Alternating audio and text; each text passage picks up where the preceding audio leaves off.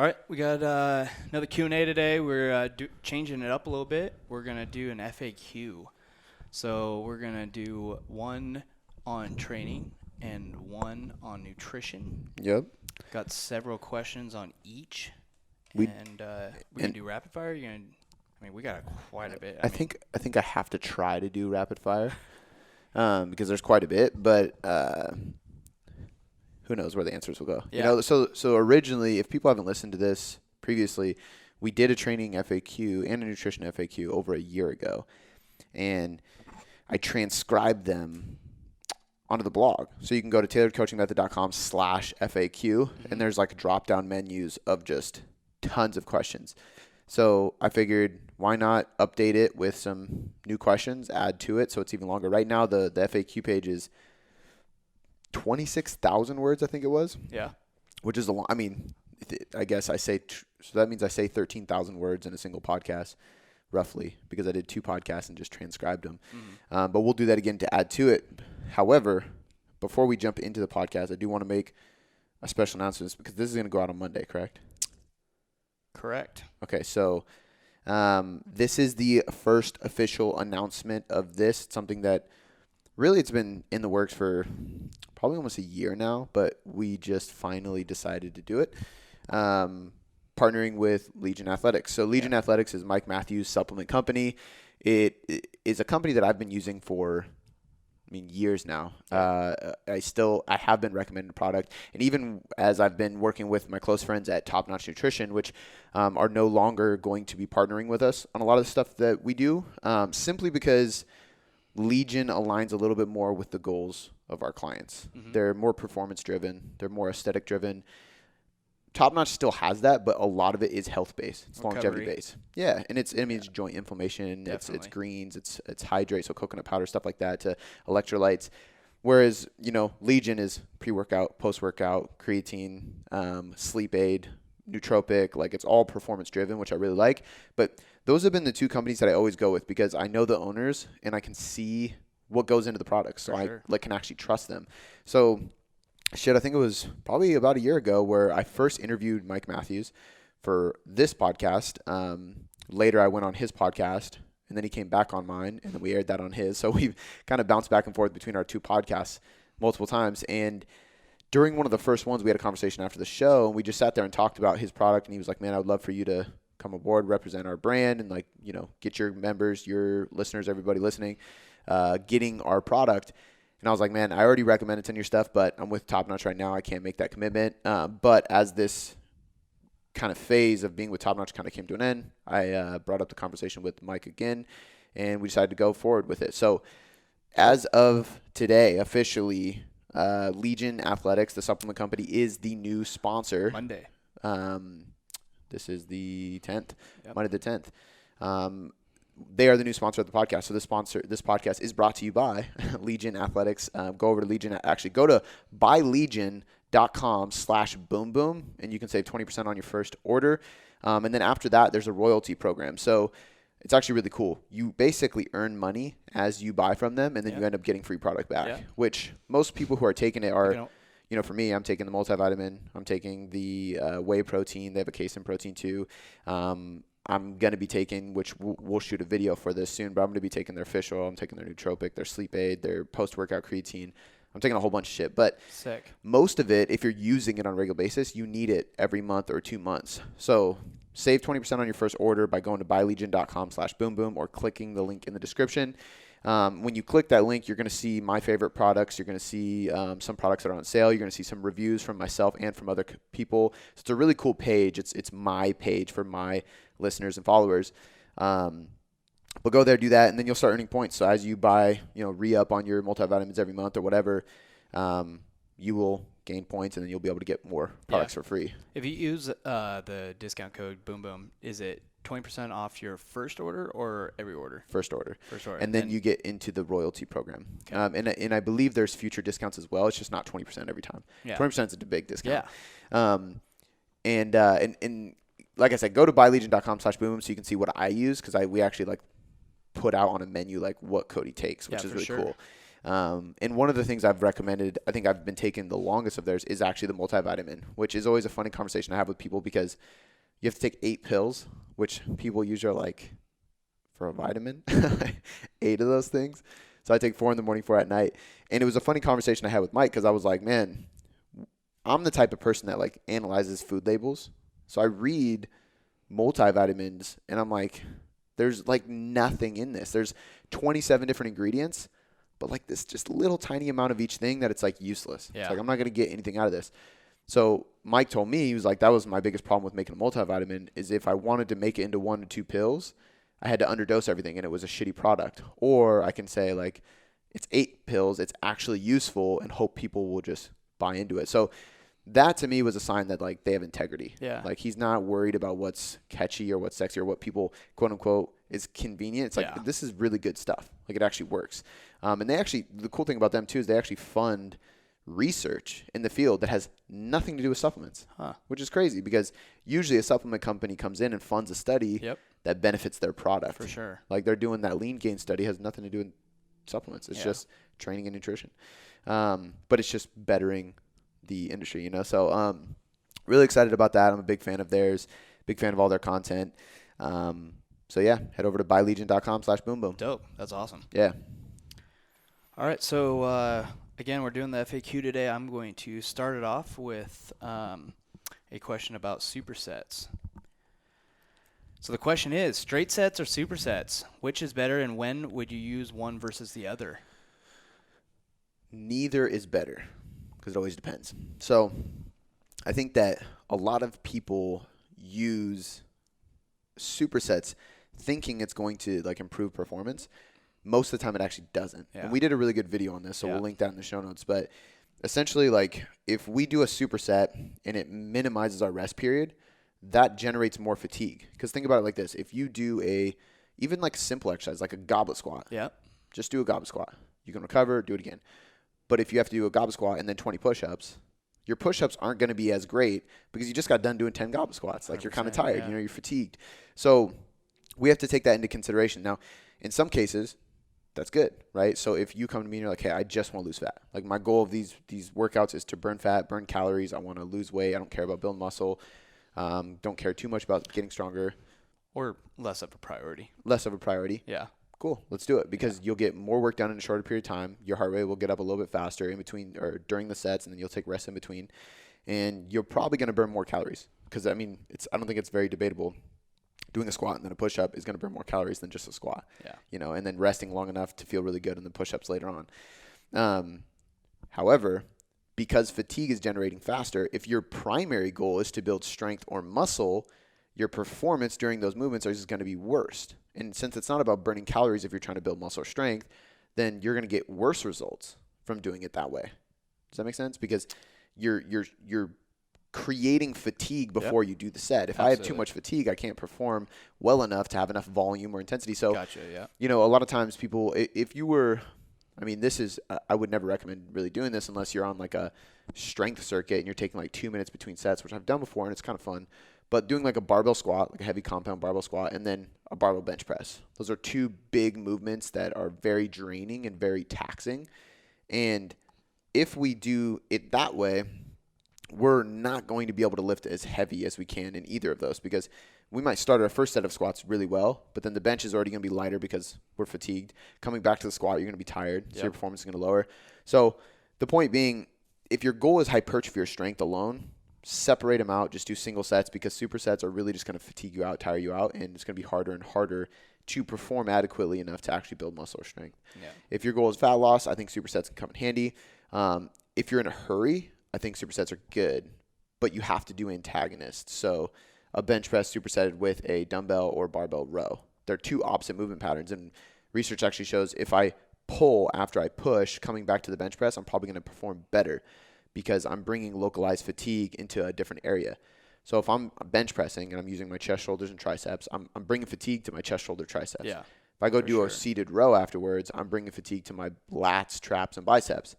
The complete opposite of what was fatigue before, which relieves some of the fatigue on the muscle groups that I'm using. Exactly. So in those cases, it works. So like a curl with a tricep extension, a leg curl with a leg extension, a push or in a pull, and that could be vertical or horizontal. And that's about it though, because anything else, it's like you're just generating more fatigue. Because imagine doing like a squat and an RDL. You're just murdering yourself. It's so hard to perform those. Those are heavy movements. And same muscle. No, RDL is going to be more hamstring glute. Oh, yeah. Squat's going to be more quad, depending on how you squat, I guess. Yeah, if you're hip, Still legs. If you're 100%. Which is why it's so fatiguing. Yeah. And it's dangerous because people's low back would be way more likely to give out if they were doing those two back to back. So, what's better? Neither. They both have their time and place. I think that supersets can be fun and exciting, and sometimes people mistake that like fatigue for productivity. Like they're sweating hard, they're training hard, they got a nasty pump, their like heart rate's going through the roof because they're just doing thing after thing after thing, and they associate that with results. When really, if you take more time, you have more rest, and you're able to perform better in each isolated movement, you're actually gonna get better progress for strength and hypertrophy. Definitely. So it's all context. Yeah. But all depends. Yeah, I use supersets quite a bit. Yeah. Like on an upper day, I will do a ton of push pull because you just feel better doing a pull after a push and doing a push after a pull. Working both sides of them. But on legs, I'm much more just squat. Yeah. Just RDL. Just split squat. For sure. All right. Next question is, should you progress your training by reps, volume, or load? Dude, this whole list is going to be it depends. So I'll try to start rapid firing these because otherwise the it depends turns into like really long answers. Exactly. Every variable in the book. Yeah. And it's so hard for me to not bring those up. Yeah. Okay. So how should you progress your reps? Or I'm sorry, your training rep sets or I don't think it's possible for you to answer a question without individualizing it. I know. I mean, that's the correct way to answer it. Yeah. Absolutely. It's who I am. It's like literally the name of the brand. It's like I have to. Thank you. Okay, so I think you should progress your training in whichever fashion allows consistent progression with proper fatigue management. That's the simplest way I can put that. Say it answer. again. You should progress your training with whatever manner allows you to be consistently progressive while also simultaneously managing fatigue properly. So, for example, there was a popular thing. I think it's starting to die. I think it's going to continue to die, and I've never really been a big fan of this. But adding sets per week and then cycling through. So you would go, all right, I'm doing 2 sets squat this week, then 3 next week, then 4 the next week, and you get up to like 6 sets of squats, and then you come back down to 2 at a heavier load, and you repeat. Yes, this is volume cycling, and it can work because you're getting a lot of volume done, but in my opinion, it's just so draining. Doing 6 sets of squats, and then think of if you're progressing sets on everything, that means you're probably doing 6 sets of RDLs after that. So your workouts go from 30 minutes to 2.5 hours by the end of a block, like a 6-week block, which becomes really difficult. Now, there does come a point in time where you need more sets because you need more volume. So if somebody is training and they're plateauing or they're not progressing at a certain point, then I'm going to say like, hey, let's look at your total volume and then let's adjust that. Because if your total volume is, let's say you're doing 10 sets per muscle group per week, that's going to work for most people for a while. But let's say you've been doing that for, a year, 2 years, and you're starting to become more of an intermediate advance. We might have to bump that up to 12 sets per muscle group per week. Not a huge jump, but you're adding a couple sets here and there. And that's something that you can tolerate and consistently progress without overstimulating fatigue. But I think load and reps are probably going to be the best realm. Mm-hmm. And there's 2 ways I look at this. For compound lifts, you should be doing whatever you can do to progress load. For some people, you can just do a normal linear fashion where you don't even change the reps. You just add load. So I have you bench pressing 4 sets of 5 every Monday. I want you to add 5 to 10 pounds to bar every week. For a lot of people, they can do that for a while. Yeah. And some weeks you might not feel it because you have bad sleep, whatever, you might not be able to progress. So you got to bring your... So you said on a 4-week period, you add 5 or 10 pounds each week. You can't do a 12-week program and you can. That's what I was gonna say. It could be anything. You would need deloads in there, of course, but you're gonna be 50 pounds heavier. At a certain point, it won't work anymore. Okay. But my first bench press, I probably did 65 pounds, put 10 pounds on each side. Yeah. And I added 5 pounds to the bar every 1 to 2 weeks until I was benching 275 pounds. Yeah. But once I got to there, it's like, okay, I can't just keep adding 5 pounds every week. So even somebody like me, what I do is so I'm probably striving for 4 to 5 reps every week. So, and then I have weights that I want to work up to. For sure. So each week I'm working up to a heavier weight, but if this week I can only hit 4 of it, next week I just want to hit 5 of it, right? And then once I hit there, I'm going to add another 5 pounds, and it's slow. So for some people it does work, and as you deload and recycle intensity, there's this fluctuation, this wave loading essentially. Like you drop volume for a little bit, and then you drop intensity for a little bit to deload, and as you start increasing volume or intensity again, volume kind of lowers, typical linear fashion. And even as an advanced lifter, I do like on bench and squat, 4 sets 5, and I just add weight. Try to add weight every week. And some weeks I can't, and I'll add a rep or 2, and that's where you would do that. For some people who are really advanced, like I have to do this with a deadlift because I can't just add weight every week to my deadlift. That's probably my better lift. I'm going to go with a more traditional linear approach where I drop reps every week no matter what. Mm-hmm. So I guarantee I can lift heavier, but the volume is lower. So, pound for pound, it's pretty similar, but as you cycle through those, usually you can do heavier because you get your nervous system gets used to those heavy loads. So totally. I might do 7 reps week 1, 5 reps week 2, 3 reps week 3, and then 1 rep week 4, right? And then I'm going as heavy as I can, and then I come back to the 7, and hopefully I added 5 or 10 pounds to that 7 rep. So now I'm adding weight every 4 weeks instead of every week. Totally. But that's a good approach too. However, for bodybuilding, that's tough. For accessory work and isolation work, that's tough. Like nobody's adding 5 pounds to their dumbbell lateral raise every week. It's just impossible. So, I'd be lateral raising like 60-pound dumbbells. That's be what insane. I was thinking. So with that, I like a double progression model. So you should be increasing reps every week. There we go. And then eventually increasing load. So Depends. For me, I'm going 10 to 12 reps on the dumbbell lateral raise. And I'm going to start with 20-pound dumbbells, right? And then I do... Increase it by 2 reps? I try to. So like you would start week 1, I might do 3 sets of 10. But week 2 might be 11, 10, 10. And then week 3 might be 11, 11, 11. Week 4 might be 12, 11, 10. Week 5 will be 12, 11, 11. And then eventually I'm doing 3 sets of 12 with the same weight that I was doing 3 sets of 10 with. And then at that point I can go, okay, now do I want to go 12 to 15? Or do I want to go 25 pounds and come back to 10 and add reps over time? No matter what. Fatigue management. The thing is, so what I'm doing here is I can manage fatigue and avoid injury risk by staying with the lighter dumbbells and adding reps slowly until I can add load versus going, fuck it, I'll go 30-pound dumbbells and just do less reps. Yeah. Nobody should really be doing strain. That. Less strain on the muscle, less strain on the joint. Yeah. So I think typically I like recommending adjusting sets when you've gone from being a beginner to an intermediate or advanced who needs a big bump in volume because you're just at that point. For sure. Which is very rare. Most of the time, I'm combining increases in load and reps week to week over the course of months because that's typically how you progress physique a little bit better. For sure. So I think that answers it pretty well. Yeah, absolutely. All right, next question is going to be, how should you cycle rep ranges? This one I can actually answer pretty well because there is somewhat of a black and white answer. Obviously, it does depend on the person because there are some times where I don't cycle rep ranges very much, but most of the time I think you should cycle rep ranges session to session. So most of the people are going to be training each muscle group twice a week, maybe 3 times. 4 times is rare. 3 times is more like if you're doing like a hybrid approach where you're doing like maybe it's a push-pull, push-pull, push-pull. So you're doing full body push-pull or you're doing full body every day.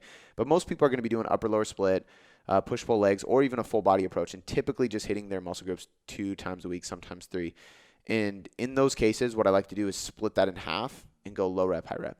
So most people are going to get the biggest bang for your buck if you're doing a wide variety of rep ranges because you'll simultaneously work on strength and hypertrophy. And it's not because you can't build muscle in the low rep range because you can. It's because the low rep range isn't as productive for hypertrophy as the higher rep range. So because, and they've done studies on this, like you can do sets of 3 and you can do sets of 10 and get the same exact muscle growth. But you did 3 sets of 10 and you did 7 sets of 3 because that's how you equalize volume. So if volume's equated, you'll grow the same amount of muscle. But imagine how long and draining it would be to do 7 sets of 3. Yeah. You're going super heavy, you're super gassed out, and it's just hella sets. 3 sets of 10, you're done in 10 minutes at most. Yeah. So which is why, like, yeah, you can build muscle in both range. And, like, this research came out showing that, and everybody was like, there is no special rep range for hypertrophy, but there's a more productive rep range for hypertrophy. Is that 10 reps because it's at lower weight? Yeah. Yeah. But if you go 3 times 10 times whatever load you're doing, so sets times reps times weight, it ends up being the same volume as 7 times 3. So you might be doing 400 pounds at 3, and you might only be doing 200 pounds at 10, but the volume at the end of the day equals out. Yep. Because how much total weight did you push? One is better for hypertrophy. More productive. Yeah. And that's where you have to get tricky with words, because you can't say better, because technically, but based on science, you can do both, and they both work just as well as one another. There's no better. But what's more productive for somebody? Gotcha. What's managing fatigue better for somebody? You go. 3 sets of 10. Okay. However, most people don't just want to get big. Yeah. So, how do you cycle rep ranges? If somebody comes to me like, all I give a shit about is muscle growth. Even when I first started this phase, I was like, I don't care about anything else. I just want to build as much muscle as possible. I didn't go below 8 reps for a long time because I didn't care about strength. I was like, I just want to build muscle. Now, I got really bored after like 4 months and was like, I need some low rep stuff just to stimulate my mind. But just go super heavy. Yeah, I just wanted to. Yeah. So we dropped for some 3s and some 5s. But for somebody like me who was in that position, I'm only cycling rep ranges depending on the exercise. So if I'm doing an RDL, I'm probably going to do like 6 to 8 reps, because doing 15 reps of RDL is just asking for low back injury. Yeah. It's just brutal. Adherence. And they build – hamstrings are developed, especially with an RDL, developed more with heavy load and slow negatives. Just like it's just more of that fast twitch fiber. So you're going to get it better from heavy lifting.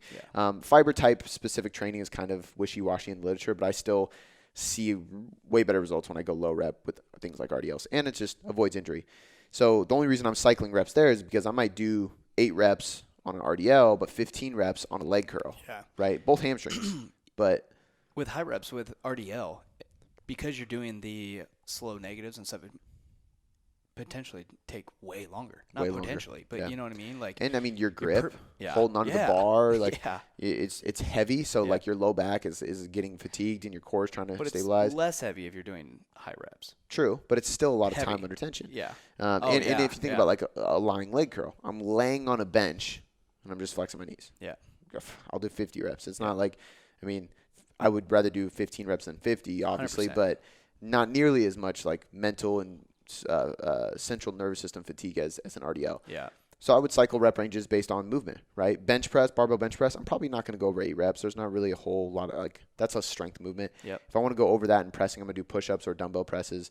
So I cycle rep ranges depending on the exercise, because some exercises just work better, right? I'm not going to do 5 reps on a bicep curl. I'm just asking to hurt my elbow, which I already did, but not from that.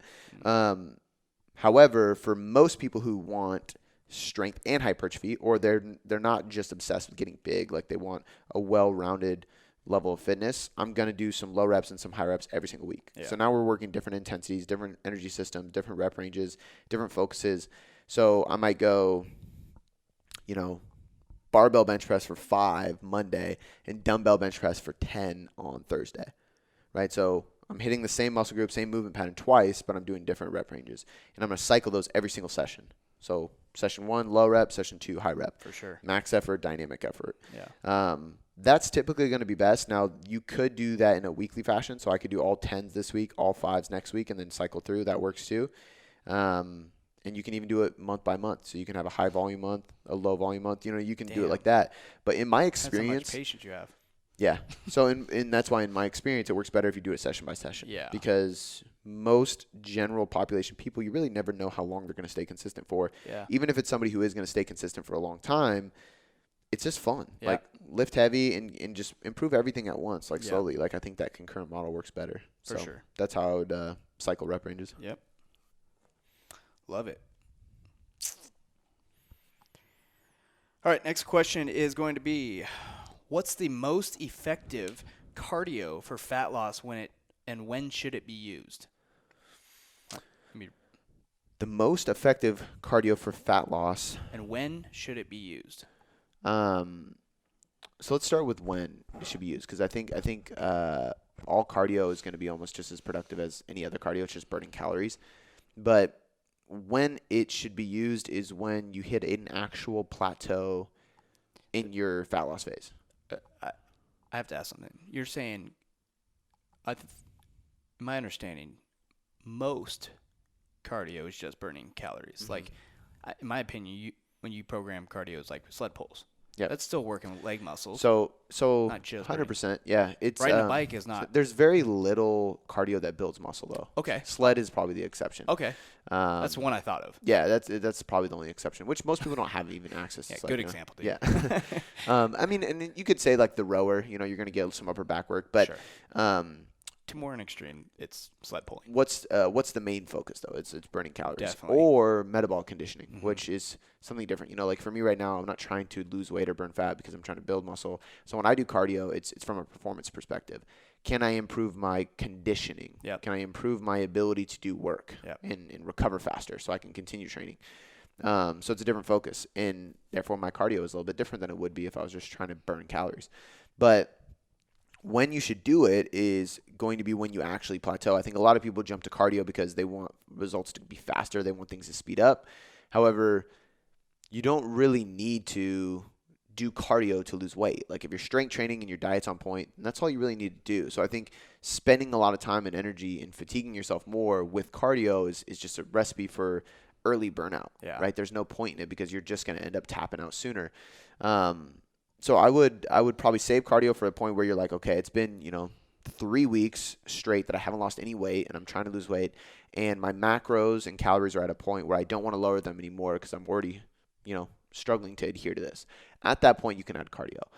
Or if you're at a point where you're like, I'm not really struggling with my diet, but I really don't want to eat less food, I would adhere better to doing some cardio because I don't mind doing cardio. So if you look at dropping calories and doing cardio, it's both just creating a bigger energy deficit. A bigger calorie deficit. You're either burning calories or you're eating less calories. Either way, you're putting yourself in a bigger deficit.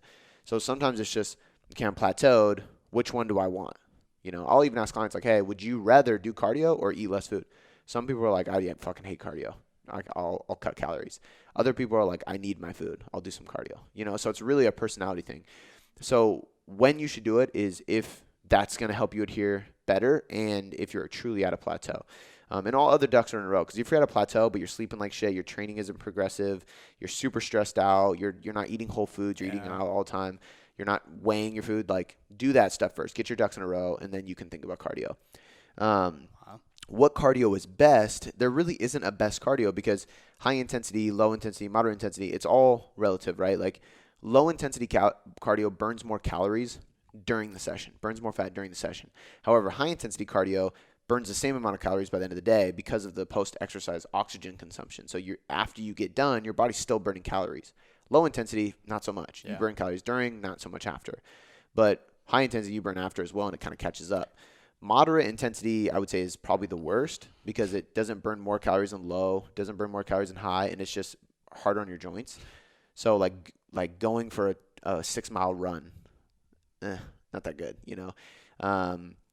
If you like long distance running, I would break it up into intervals and ideally do it on something like the air runner where it's a curved treadmill and it kind of helps your gait. Otherwise, you're just banging on your joints. Yeah. But I usually like the rower or the assault bike or the sled, or those are my personal choices. Or elliptical, anything that has like very little eccentric loading. But it kind of comes down to what will you be able to adhere to better? Yeah. High intensity or low intensity. If you're like, low intensity sounds easier right now, but I don't want to sit in the gym for 30 minutes to an hour doing cardio and just repetitively doing the same thing. I'd rather spend 15 minutes just cranking it out. Then that's going to work better for you. However, if you have a high stress lifestyle and you're already doing a ton of intense training, one, you're just going to be pushing cortisol up even higher, the stress hormone. And two, if you're doing a bunch of heavy lifting, you're already working the anaerobic energy system. Why are you going to do more of that? It's just going to be more taxing and it's less variety of energy system work. So I typically lean on low intensity cardio. Almost use that low intensity cardio as a cool down. Yeah. 100%. But usually a cool down, 10 to 20 minutes. Breathing. Yeah. But a lot of times people, when they need low intensity cardio, you got to get on there for 30, 45 minutes. Yeah. That's a long cool down after workout. Yeah. However, some people do cardio post workout because that's just when they can do it. But I think it comes down to, how stressed are you? And then what does your other training look like? And then what's your goal? So I'm a bigger fan of low intensity because most people are pretty stressed out. Yeah. So it's a little bit easier on them. versus doing more high intensity on top of strength training and on top of a stressful job. You know, it's just too much. Yeah. I don't really know how to phrase this, but can you relate or compare low, moderate, high intensity? Because high intensity you do for lower amount of time. Yeah. Lower intensity you do for a longer amount of time. Can you relate or compare that to cycling rep ranges? Because you do 3 sets for 10, or you do, 3 sets for 5, or. So you could technically say, so like for example, low intensity is. Does it have the same effect in cardio? Kinda. Yeah. So low intensity cardio is aerobic, and high intensity cardio is anaerobic. Short explosive bursts are anaerobic. Long steady bursts are so aerobic. High intensity you could say is like low rep ranges. Explosive. Yes, the only reason, but you could also say it's kind of like high rep ranges, because if you were doing a barbell squat for 10 reps, I'm still not squatting for 20 minutes straight at such an easy pace that I can sustain it. Yeah. What I'm doing is 30 seconds, maybe a minute, you know? So then you start getting into the glycolytic system, which is another high intensity system, but it's a little bit kind of bridging the gap between the two. Because think about it like this. A low intensity interval has to be at like probably at least 20 minutes, right? Nobody is doing a resistance exercise for 20 minutes straight, nonstop. Therefore, it's not really aerobic. It's more aerobic than a 5 rep because it is a longer set. Yeah, but I don't mean physically the time. But the idea is almost the same. Yeah, you want to cycle it. Exactly. Yeah. And I'm a big fan of that with cardio, is like, don't just pick one. You know, in most cases, I like having 50-50, some low, some high. Yeah. And again, session by session depends on your situation, how much time you have, what you did last session, etc. And I shouldn't have said moderate is bad, because I do like moderate intensity. I just don't like it when it's running, because it's just really hard on your joints. Yeah. If somebody's running at a not a big runner guy, not a super hard tempo, but like not a really slow, easy one. Yeah. It's just your joints. I mean, a mile is 1,600 steps, I think. So it's 800 steps per leg, which is basically like hopping on each ankle, knee, and hip joint 800 times. Yeah. Depends on how long your legs are. Yeah, very true. Average. The average person. All right. Cool. 1, 2, 3, 4. Do you think if we open this door afterwards, you think it'll this is our last question. Okay. Do you think it'll fuck? You think it'll fuck with the echo? Yeah. Okay. We'll see. All right. So this is our last question for this one. We are doing a part 1, and next week we'll do part 2. We just realized that we need to do that as we got into it. We got a lot of questions. Yeah, we got a lot of questions in here. Well, I got carried away when I was making the Google Doc, because I wrote all these questions, because I was like thinking in my head, like, what are people always asking me? And so I'd like type one, and I'm like, oh, I thought these were the same questions. No, I changed them up. Oh. I was going to do a repeat of the last one, and I pasted them on a Google Doc, and I was like, actually, this brings up a good question. This brings up another one, and then I just had another set, so I deleted the old ones. Nice. Which is perfect, because we'll add this to the FAQ page. For sure. Repurpose. How do you combine CrossFit and bodybuilding productively? It's very difficult, and I think, there's very, very certain ways, but not very many. I think you have to, Dan John has a really good quote. The goal is to keep the goal, right? So if I come into it, I'm like, hey, like I have a bad knee, I need to rehab that, but I also want to perform better at CrossFit, and I really want to bodybuild so I can build muscle, and I need to cut. Pick one. Yeah, like pick one, because those are all counterintuitive. Yeah. Bodybuilding can supplement CrossFit way better than CrossFit can supplement bodybuilding. So I think that you have to determine. I don't think there's much of a debate there. I mean. Well, but it goes like this too, though. So like, if somebody is like your number one goal, this is where it becomes difficult. Your number one goal is to build muscle. Like, you just want to look better. You want to lose weight. You want to build muscle. You want to have an aesthetic, athletic physique. Mm-hmm. Yet you love doing CrossFit. My first thing is going to be like, hey, CrossFit is not that great for changing your body composition. It's a sports performance-driven training style. So you might just want to do bodybuilding. Just stop CrossFit and just do this, because your only goal is to literally build your body.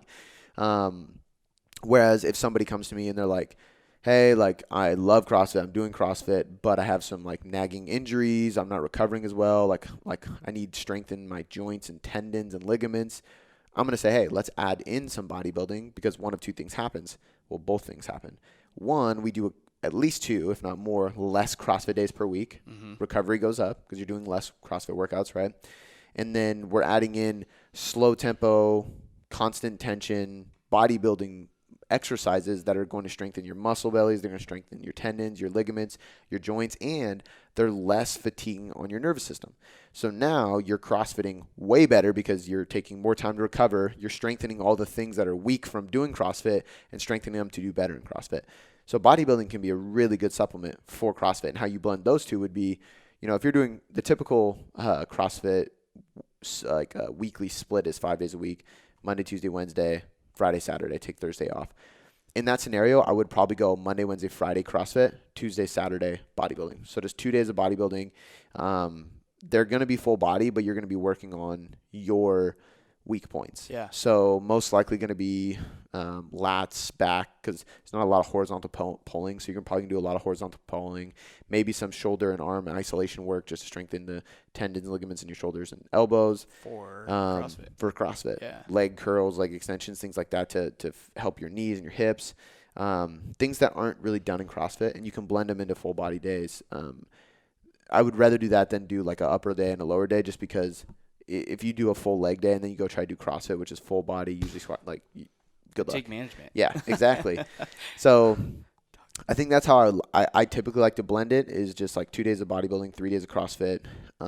However, if somebody comes to me and they're interested in bodybuilding because they want to change the way they look, but they don't like bodybuilding, like CrossFit, I'm usually going to have a conversation with them to see if I can help them enjoy bodybuilding. So, hey, let's add some EMOMs, let's add some AMRAPs. We can add some finishers to get your heart rate up, do the things that you love about CrossFit, but just be more bodybuilding focused. Or if it's somebody's like, hey, I'm not going to go to the gym unless I can do CrossFit, but my main goal is changing the way I look, I might say, hey, let's do 2 CrossFit days a week and 3 bodybuilding. So now we're just taking that same prescription and just changing the ratio, a little bit more bodybuilding than CrossFit, and then doing it that way, you know. And if you did 3 days opposed to 2 days, right? Yeah. Yeah. 2 days you're obviously doing supersets to get more muscle groups, and would you have to do that 3 days? I mean, you have more time. Yes and no, probably. I mean, if I was doing 3 days of bodybuilding, I might actually do like upper, lower, full. It's like an upper day, a lower day, and a full body day, and I would use supersets. On the full body. And on the upper. Okay. Not so much on the lower. Yeah. Because like we were talking about earlier, with upper, you can do push-pull. Yeah. And you can even, with upper, you can superset a lateral raise with a curl. It's not going to cause many issues. I'm going to be able to do lateral raise with that weight regardless. But if I'm doing a barbell squat supersetted with something like an isolation exercise for my legs, that's just stupid. It's unproductive. So I think if you love CrossFit and you don't want to give it up, but your focus is more hypertrophy or aesthetic driven, go with 3 days bodybuilding, 2 days CrossFit. If your goals are much more CrossFit driven, but you need to slow down because you're starting to get burnt out or injured, go with 2 days bodybuilding, 3 days CrossFit. For sure. And if you don't give a shit which one you do because you just want to look better, just do bodybuilding. Gotcha. If you just want to perform better, just do CrossFit. Yeah. And I would say if you want to perform better in the sport of CrossFit, because I talked to you about this, like once I get done with this phase of so we're building for another month or 2, and then we're going to go through a cut. Once I'm done with that, I'm going to kind of shift gears and just focus on performance for a while. I'm not going to do CrossFit because I don't care about getting better at CrossFit. Yeah. I want to get better at sprinting, jumping, throwing, squatting, bench pressing, like chest throws. Oh, okay. Snatching, maybe some cleans and stuff, but not CrossFit. Specific modalities. I want to get better at these Olympic things. Lifting. Some Olympic lifting, I think. Yeah. That's what snatching and cleans, right? Yeah, you can do dumbbell snatches. What I was thinking of, but I want to be able to do that stuff. It's just there's so much technique work. Yeah. So now I'm at that point, I would go, It's okay. almost you have to practice it. Oh yeah, I would hire a coach that is an Olympic lifting coach. Touche. Because I'd have to. Yeah. I can't half-ass that. Yeah. Which I think would be a cool journey. Hire somebody. Stay in your lane. Yeah. Well, and that's the thing is I know how to do a barbell snatch. Yeah. A barbell clean, all that stuff because I've done it plenty of times, but I haven't perfected it to a point where I could see progressive overload over time because I'm kind of plateaued at the weight I can do because my skill isn't good enough. For sure. So I would have to hire somebody. I already know who I'd hire too, but I'd hire somebody, assuming they would take me on to just basically practice that, which I've thought about doing because I think that would just be a cool journey. Be like, all right, switch gears. For sure. Because you know what I've been thinking about Maybe a lot. local or No, I'd probably be online. Oh. The guy I'm thinking of is world champion. Like he produced some monster athletes. Damn. And I like their brand. Their brand's really cool.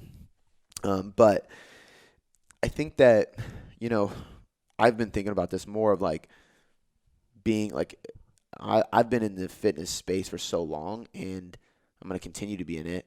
So by the time I'm like 50, I want to be able to be like, I did all of this. Yeah. You know, like I bodybuild, I CrossFitted, I did martial arts, I played soccer. You know, I've done like backpacking trips, like everything I can think of. Olympic lifter. I want to be a badass. I want to be like that fit guy that was like, I have done everything. Teach your own.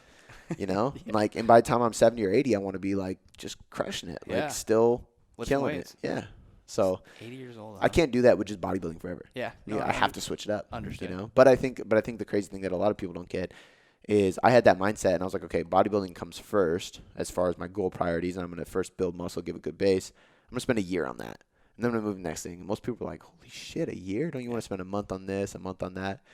And yes, but I won't be able to maximize any goal in a month. Yep. Like I need more time. Yep. So a year's a lot, but for maximizing that certain whatever it is, it's not that long. Yeah. You know, I was gonna say that's a good amount of time. I'm 21 weeks into my bulk. I flew. It's almost 6 months. Damn. Yeah. Started No, in 22 weeks. February or March? Fuck, I don't know. No. No, when did you start? Whenever 6 months ago was. Touché. I don't know. February. Yeah.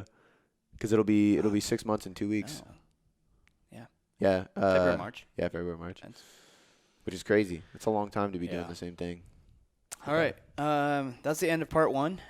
We will wrap this up and continue on next week. Yep. And remember, go over to Buy Legion. I almost said Allegiant.